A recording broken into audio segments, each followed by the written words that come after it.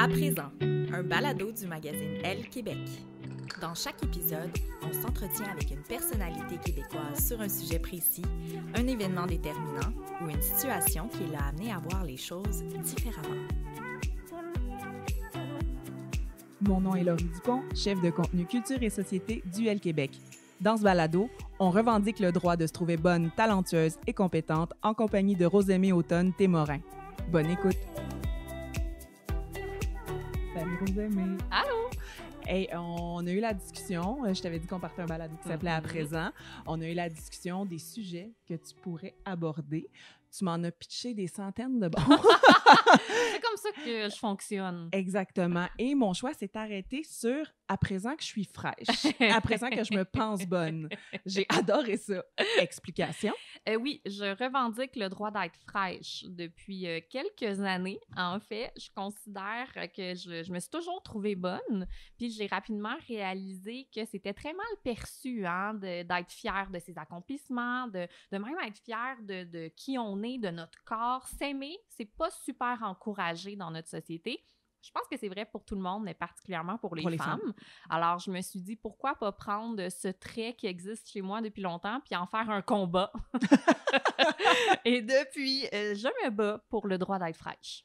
Puis depuis quand tu dirais que tu t'es dit « Hey là, c'est mon droit, j'ai le droit de trouver que ce que je fais est pertinent ». Écoute, j'ai réfléchi à ça, puis moi, j'ai été élevée vraiment par des parents qui essayaient de me faire comprendre que tout était possible si ça me tentait. Et évidemment, j'avais les capacités pour réussir. Tu sais, je viens d'un milieu correct, j'ai une éducation, j'ai un corps fonctionnel, je suis blanche. Mes parents avaient raison en disant que je pouvais à peu près tout accomplir. Ils m'ont juste pas expliqué assez rapidement que c'était une injustice. Mais bref, ils m'ont dit « T'es capable, ouais, fais ce que tu veux ». Donc moi, j'ai foncé dans la vie dès mon jeune âge en me disant « Je suis la meilleure et je mérite d'avoir tout ce pourquoi je travaille ». Et ça a été tellement rapide là, au primaire. Ça, j'allais dire dès le primaire? Dès le primaire, les gens n'aimaient pas ça. Puis je me rappelle d'un événement en particulier, la première fois où j'ai réalisé que mon comportement était mal perçu. Il y a un auteur jeunesse qui est venu à l'école. J'étais en 5e année. Puis j'avais lu tous ses livres. Puis je l'aimais vraiment, cet auteur-là. Donc, je posais des questions dans la période de questions, puis juste intéressée. Puis quand j'ai marché pour rentrer chez moi, après, il y a un jeune garçon plus vieux qui m'a suivi, puis qui m'a dit que... Comment il m'a appelé? Il a comme fait « Hey, la fraîche, toi, t'aimes ça, la littérature? » Puis là, j'ai dit « Ben, ouais. Oui. » Puis là, il m'a craché dessus.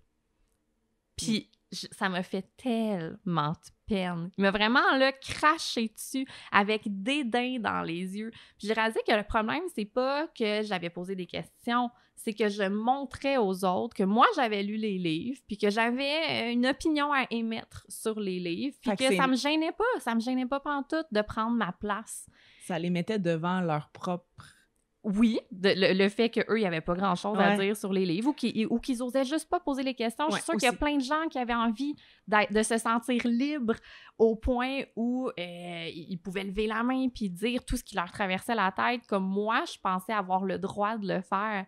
Puis ça a choqué. Puis je me rappelle ce jour-là, depuis ce jour-là, à l'école primaire, j'étais la fraîche.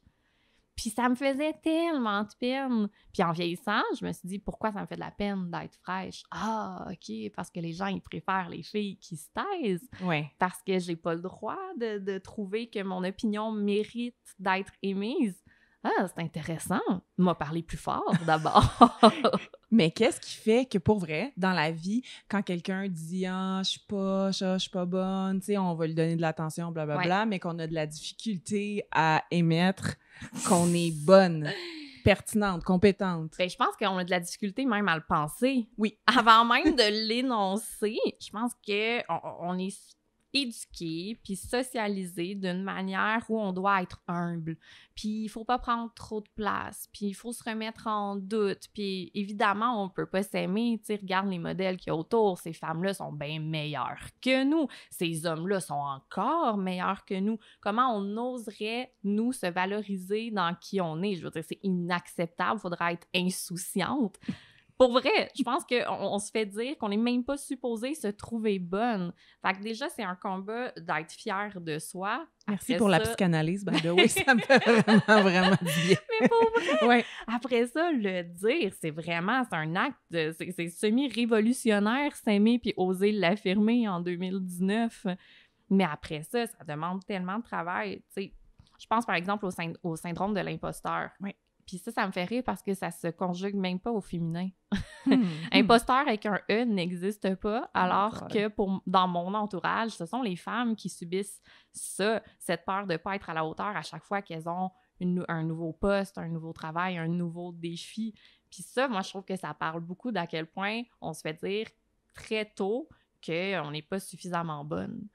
J'étais dans une présentation beauté dans une ancienne vie, puis c'était une haute placée qui disait qu'à poste égal, un homme va lever la main sans même savoir s'il a tout à fait les compétences, puis une femme va faire « Ah, je suis pas certaine, mais je suis pas sûre que je peux remplir les capacités de ce poste-là. » C'est complètement absurde. Bien, absolument. Puis on part, c'est pas égal. Puis je sais pas pourquoi, mais bien évidemment, là, une question d'éducation et tout ça, mais même moi qui ai été éduquée dans une famille super féministe où on me disait que je pouvais conquérir le monde, quand je commence un nouvel emploi, je me demande tout le temps pourquoi on m'a choisi, je comprends pas. OK, donc tu l'as un peu à l'intérieur de toi. Complètement. Okay. Je me dis, j'ai pas les compétences, je comprends pas beaucoup pourquoi ces gens-là me font confiance, mais en même temps, si ces gens-là me font confiance, ils savent bien qu'est-ce qu'ils font, eux autres. Ils doivent avoir vu quelque chose. C'est comme ça que je passe à travers le syndrome de l'imposteur. Puis après ça, quand je suis fière du papier que j'ai écrit, quand je suis fière de l'émission que j'ai animée, ben je me fais pas croire que je le suis pas. Je vais pas me dire, ben oui, je vais me dire, j'aurais pu faire ça et ça mieux, mais globalement, wow, je viens-tu de faire une émission? Est-ce que je viens d'écrire un papier dans Elle Québec? High five, Rosemie Automne-Témorin, you go girl! Puis oui, je vais le partager sur Facebook. Mais c'est ça, c'était mon point. En disant, j'ai écrit ce papier-là, je le trouve vraiment bon. Mais ça, les réseaux sociaux et le fait de s'auto-promouvoir, il y a des gens qui voient ça automatiquement négativement, mais c'est parce que Patrick Lagacé le fait là, constamment. Il n'y a pas personne qui dit que c'est pas correct, qui je pense partage même pas ces qu'on choses. dit que c'est de l'autopromotion que Patrick Lagacé fait. Non. Il partage son travail, il met en lumière d'autres personnages, il nous fait voir des angles morts. C'est pas de l'autopromotion. Quand moi, je partage une chronique, c'est parce que je la trouve bonne. Exact. Mais c'est pas pour dire « regardez comme je suis bonne », c'est pour dire « regardez comment j'ai bien raconté cette histoire extrêmement pertinente qui nous fait voir une part du monde qu'on occulte parce qu'elle nous fait peur. » Je veux dire, c'est pas pour dire « donnez-moi des likes à moi ». C'est pour partager quelque chose qui m'a happée et que je suis fière d'avoir réussi à décrire. Puis oui, je trouve que j'écris bien, puis j'ai pas peur de le dire parce que le dire, c'est, je crois, pouvoir dire à plusieurs jeunes femmes qui me suivent sur les réseaux sociaux à cause de mon travail en télévision jeunesse par le passé, c'est de pouvoir dire à ces filles-là, « Hey, soyez fiers de vos talents, puis faites-les rayonner, faites rayonner votre parole parce que vous avez une place, puis si vous la revendiquez pas, il y a vraiment personne qui va vous l'offrir, la gang. » Ouais, puis ça, c'est le bout de plate. C'est le bout de plate, mais c'est le bout qui va changer si on est de plus en plus nombreuses à accepter d'être fraîches, puis surtout à ne pas juger les autres femmes fraîches.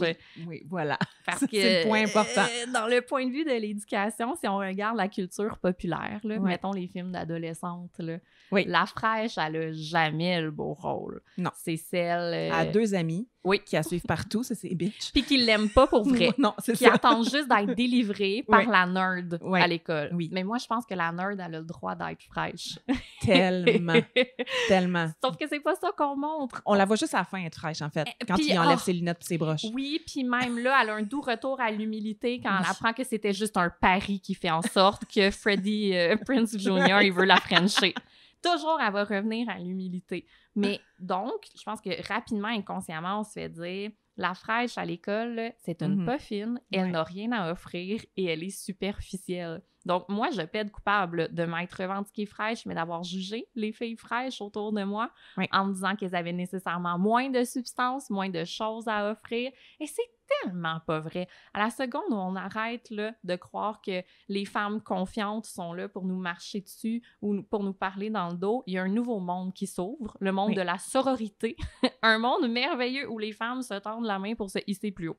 Oui, puis ça, c'est très fort, puis il faut s'en rendre compte, parce que j'ai été longtemps du genre à me dire « Ah oui, mais c'est parce que je me suis rendu compte avec la suite que c'est ma propre insécurité. » Oui. Ouais, mais elle, c'est parce que « Ah, mais c'est parce que je la trouvais plus mince que moi, parce que je trouvais qu'elle avait une plus belle veuve, parce que je trouvais n'importe quoi, parce que je me disais « Ah, j'aurais pu être là. » Ouais. Mais cesse. Moi, là, j'ai eu l'impression toute mon enfance que les filles, mais ma jeunesse, que les filles m'aimaient pas. Puis là, dans ma tête, je me disais « Ah, moi, je suis une fille, tu sais, fille d'amis garçons. J'aurais pas d'amis filles, j'en aurais pas beaucoup parce que on se comprend pas, les filles puis moi. Puis je suis arrivée au cégep, puis j'étais comme, ben non, voyons donc, j'ai changé de ville, tu sais, de Farnham à Montréal. Puis je me disais, ben non, les filles sont géniales. Puis pourquoi, tu sais, j'osais aller vers les filles qui m'effrayaient parce qu'elles étaient justement confiantes, parce qu'elles s'affirmaient. Puis j'ai réalisé que c'est pas vrai, là, il y a jamais eu un problème des filles envers moi, il y avait un problème de moi envers les filles. Donc, une insécurité, puis cette peur de pas être assez bonne pour les côtoyer, celle qui s'affirmait bonne, tu sais, ou de se faire voler la lumière. Bref, il y a tout un travail de rééducation, je trouve, qu'on doit apprendre à faire, qu'on s'est laissé beaucoup influencer par le discours ambiant qui veut que des filles, ben ça va se backstabber, ça va se poignarder dans le dos à la moindre occasion, puis ça fait semblant d'être amies puis d'avoir une solidarité, mais au fond, ce que ça veut, c'est dominer, tu sais. Mais moi, j'ai pas connu ça. Non? Je suis dans la mi-trentaine, puis j'ai pas connu ça, des filles qui se backstabent nécessairement. Non, moi non plus. Dans mon milieu de travail, les filles qui ont mon âge, même en descendant, là, j'ai des collègues qui ont 25, puis zéro ça. C'est beau ce que tu fais, wow, on s'auto-promouvoit, on partage nos trucs l'une et l'autre. Il y a vraiment pas une espèce de compétition. Je l'ai jamais connu non plus. Je me suis fait dire que ça existait par les films et les livres, mais dès que je suis arrivée sur le marché du travail, j'ai réalisé que c'était tout le contraire. Moi, là, à une exception près, toutes mes mentors ont été des femmes. Toutes celles qui m'ont aidée dans cette industrie, qui m'ont amenée à tester des nouveaux chemins, qui m'ont fait confiance, ça a toujours été des femmes. Puis je pense honnêtement faire la même chose depuis que j'ai un petit peu plus de pouvoir. Tu sais, je pense en entraîner beaucoup avec moi aussi, sans la moindre jalousie, sans la peur de perdre ma place. Mais toutes ces peurs-là que j'avais en tête étaient absolument pas justifiées. Mais ça vient, je crois, en partie de cette crainte qu'on a des femmes qui comprennent leur pouvoir, puis qui osent le nommer. C'est épeurant. On a l'impression qu'elles veulent en profiter, alors que souvent, elles veulent en faire profiter d'autres gens. Il y a tout un problème de perception avec la femme qui s'aime. Oui, puis mettons que tu es à la maison là, ou que tu écoutes ce podcast-là, puis toi, tu dis hey, « Mon Dieu, je suis tellement loin de là, j'ai pas confiance en moi. » Rosamie qui donne un conseil 101 de pense bonne. On commence par où? Oh mon Dieu! OK, mais oui, moi, j'ai eu une expérience qui a été vraiment transformatrice dans mon parcours. Avant d'accéder à un poste que je comprenais même pas pourquoi on me l'offrait, j'ai soupé avec une gang d'amis de filles. Puis là, j'ai dit, là, il va falloir que je négocie mon salaire. Puis, j'ai aucune idée comment faire ça. Tu sais, c'est un poste que je pense même pas, que je me pense même pas assez compétente pour l'avoir. J'oserais jamais demander un salaire. Je sais pas par où partir. Et une de mes amies a dit, ben parfait. Alors, décris-nous la liste des tâches que tu vas avoir et on va chacun écrire sur un post-it le montant qu'on pense que tu dois demander. Pour chaque tâche? Oui. Wow. Non, globalement. Okay, globalement, j'étais comme... Maintenant qu'on a une vision éclairée de ton poste, on va chacun écrire un salaire. Ensuite, on va faire la moyenne du salaire que ça donne et tu n'as pas le droit de demander en dessous. Interdit. Tu rentres en négociation et c'est le montant de base que tu vas demander. Wow. Et les filles ont chacune écrit un salaire et le salaire que ça donnait était 20 000 $ au-dessus de ce que moi, j'aurais demandé. Mais je me suis dit, si les filles pensent que c'est ça que ça vaut, moi, ma vision, elle compte même pas. Honnêtement, c'est pas moi qui ai la vision la plus éclairée là-dessus. Là. Mais t'étais quand même la seule au bat après, par exemple? Oui, mais j'avais le pouvoir que me conférait l'appui de mes sœurs, là, avec un grand S. Puis crime, je l'ai eu. Ça n'a même pas été difficile. Probablement parce que je serais partie 20 000 en dessous là, du salaire. Parce que par manque de confiance, parce que même en revendiquant le droit d'être fraîche et qu'il y a du travail à faire avant d'arriver à une égalité. T'sais. Parce qu'on se fait quand même souvent dire qu'il pourrait y avoir 10 autres filles qui feraient la même job que soi. Absolument. Moi, j'ai été dans des postes où, quand je découvrais le salaire de mes collègues garçons qui avaient le même poste, je faisais 300 $ de moins par semaine. Et quand je confrontais les patrons, on me disait, ben eux, ils ont négocié 300 $ de plus. Exact. Puis j'avais Chris. Oui. Chris, c'est moi le problème. T'sais, non, le patron aurait dû évidemment donner un salaire égal, mais en même temps, est-ce que je peux en vouloir à mes collègues gars d'avoir mieux négocié que moi? Non, pas en tout. J'avais beau être fière de mon travail et le dire haut et fort. Dans les faits, j'avais pas poussé suffisamment ma confiance pour atteindre une égalité salariale dans mon équipe. Mais ça vient le fait aussi les femmes et l'argent, là. Il y a quelque chose de don sale avec ça, là. C'est l'enfer! Donc, mon conseil, si vous n'avez pas suffisamment confiance en vous, ben, c'est d'aller chercher l'appui des gens en qui vous avez confiance, puis déposez-vous entre leurs mains. Ouais. Laissez-les vous donner des munitions, puis à crime, à force de vous en faire donner, vous allez les intégrer, puis peut-être que vous allez arriver à voir à quel point vous êtes compétente, puis pas nécessairement dans tous les domaines, là. Être fraîche, c'est pas être fraîche à 100%. Là. Je suis très mauvaise en sport. Je vais pas faire semblant que je suis bonne au ballon chasseur. Mais je sais bien écrire. Ouais. Puis ça devrait pas me gêner d'avoir des failles comme des grandes forces. Ça fait pas de moi quelqu'un d'épeurant. Au contraire, j'ai juste envie d'en faire profiter des gens, de les partager. J'adore le mentorat, j'adore recevoir des conseils, j'adore en donner. Je pense que c'est comme ça qu'on va s'élever ensemble. Tellement. Mais ça m'a fait réfléchir à ce que tu dis parce que pendant longtemps, moi, je me suis toujours considérée pas assez pour X et Y raison. Mais devant les autres, tout le monde me disait hey, « Toi, t'as confiance en toi. » Toi, ça, c'est drôle. Toi, t'as confiance en toi. Mais moi, en dedans, à chaque fois que je commence un papier, je me dis « Ah, je sais plus écrire. » mais comment... Est-ce que c'est volontaire que tu présentes une confiance alors que tu l'as pas? Je trouve ça plus facile. Ah ouais, hein?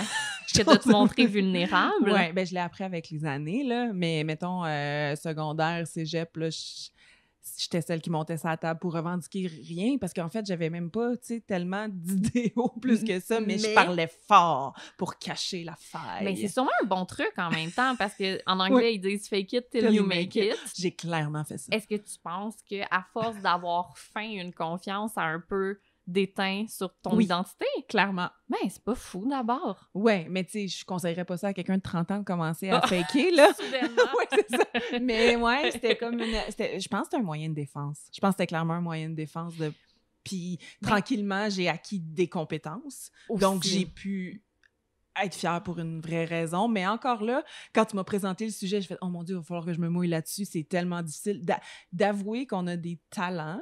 Oui. C'est comme si automatiquement, on se mettait comme avec un gros spotlight, mais c'est pas ça. Mais en même temps, ça me fascine parce que on en a parlé jeune, il y a du jugement. On porte un jugement chez les femmes qui sont fières d'elles. Oui. Quand on est jeune, on est insécure, on a peur, on comprend rien à la vie, on a des mauvaises perceptions. Je ne m'en veux pas d'être passée par là. Non, il faut. Mais une fois adulte, là, la peur du jugement que tu as, tu dis c'est difficile de dire qu'on a un talent, t'as peur de te faire juger. Oui, complètement. As-tu déjà jugé quelqu'un qui te dit « Moi, je suis super bonne pour cuisiner » ? Jamais. Mais fait que pourquoi on pense que les autres vont nous juger? J'ai jamais jugé une femme ni même un homme qui était fier de son travail. Pourquoi ça nous passe par l'esprit que si nous, on le fait, les gens ils vont penser qu'on est fraîche? Je comprends pas cette dualité-là. Puis on passe tellement de temps, tu sais, mettons les deux, on écrit, on passe tellement de temps devant nos ordinateurs en mou, les cheveux gras, à écrire des mots, à les repenser, à ci, à ça. Puis il y a des gens pertinents qui nous engagent aussi, ça doit vouloir dire quelque chose. Absolument, absolument. Fait que rendu là, pourquoi? Moi, j'haïs la fausse humilité. Oui. Je déteste ça parce que quand on s'habille avec une fausse humilité, quand vient le temps de parler de nos vraies vulnérabilités, les personnes, ils peuvent plus savoir quand est-ce qu'on est sincère ou pas.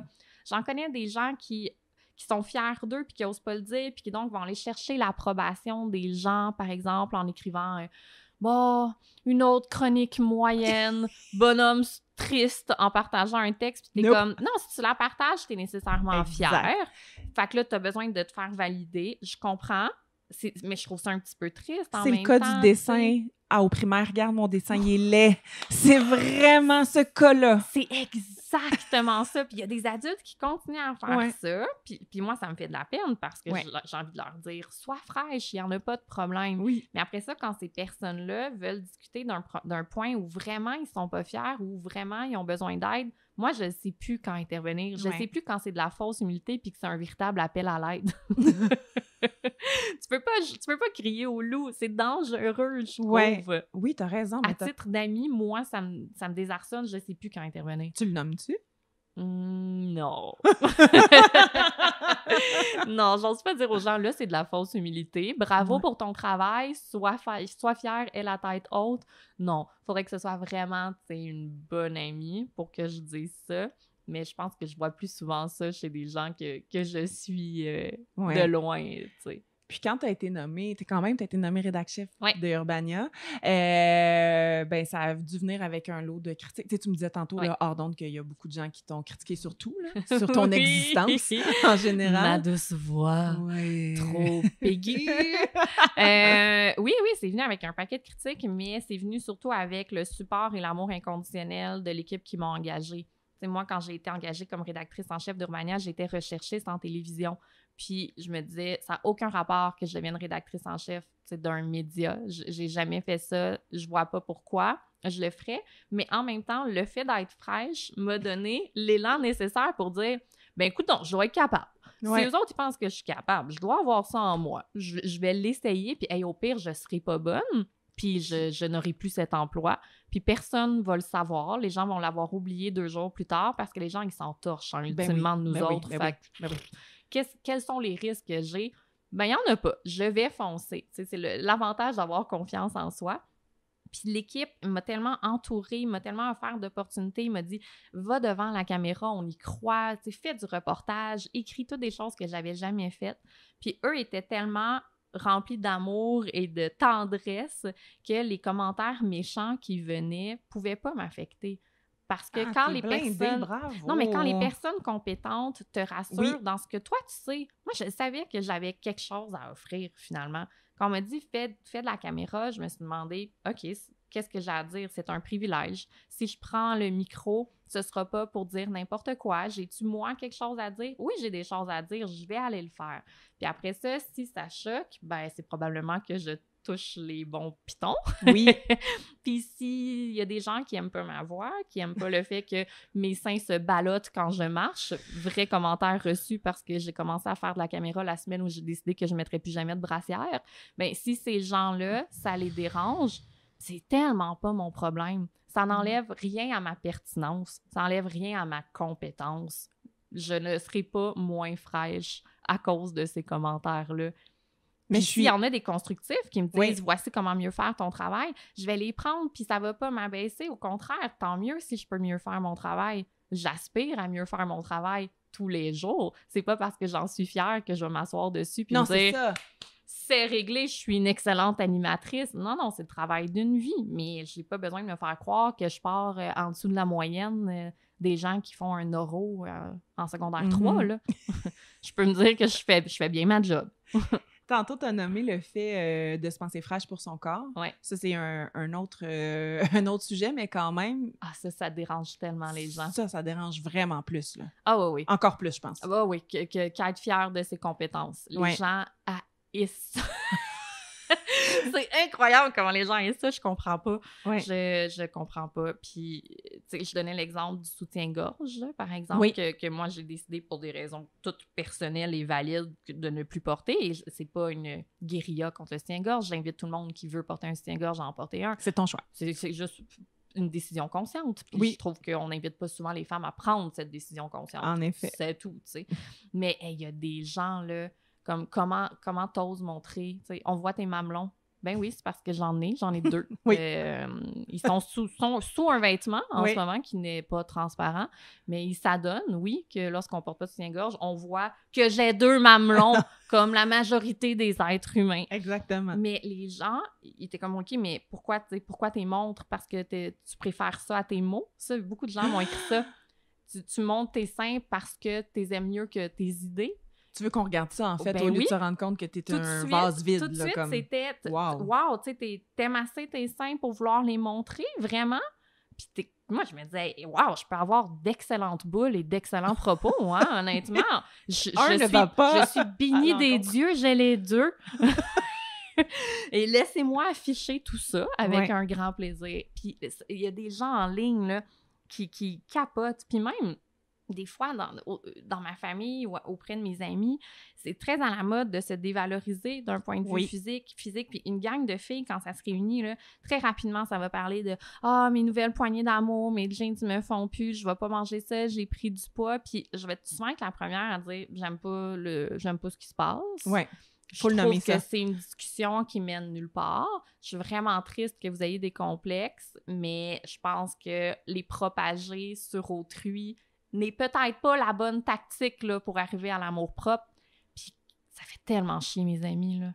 Tu sais, des fois, il y a eu des discussions de « Ben là, Rose, on a le droit d'avoir des complexes, puis bravo si toi, t'es bien, mais on a le droit de les nommer. » Puis oui, j'entends ça, mais tout est dans la manière. Ouais.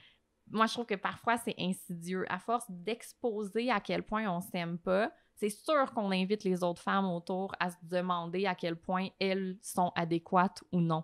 Surtout si la fille est plus ci ou plus ça que nous-mêmes. Puis on se perçoit toujours moins ci et moins ça que la femme d'à côté. Tout à fait. Fait que moi, peu importe qui énonce là, à quel point elle aime pas sa bédaine, toutes les filles autour vont se demander moi, ma bédaine, est-tu correcte? Puis quand tu rentres là-dedans, elle sera jamais correcte, ta bédaine. Il va toujours avoir quelque chose. Toujours! Ouais. Fait que moi, en refusant d'entendre ça, parce qu'en refusant de me remettre en question d'un point de vue corporel, parce que je ne pense pas que c'est productif, puis il y a le capitalisme à remettre en question, là.